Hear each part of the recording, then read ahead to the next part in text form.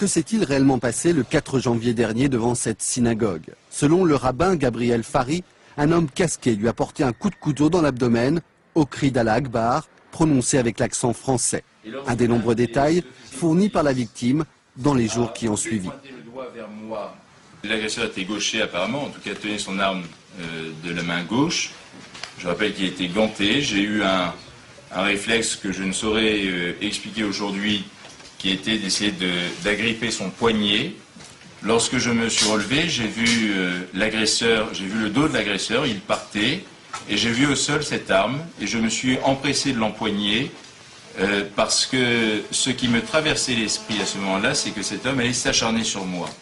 Selon nos informations, l'arme en question, un couteau de type laïol, provient de la cuisine de la synagogue. Plusieurs témoins l'ont parfaitement identifié. Et cela exclut la thèse de l'agression islamiste. Deuxième élément que nous sommes en mesure de révéler. Le juge d'instruction dispose désormais d'une contre-expertise médicale. Ce document confirme les résultats du tout premier examen. Le coup de couteau est qualifié d'hésitant. C'est comme si, analysent les enquêteurs, l'agresseur avait voulu retenir son coup.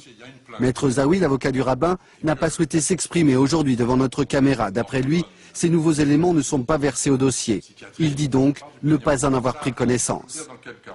Il y a 3 mois, cette affaire avait révolté l'ensemble des institutions religieuses et politiques. 4 anciens premiers ministres et plusieurs membres du gouvernement actuel avaient tenu à montrer leur solidarité avec le rabbin Gabriel Fari.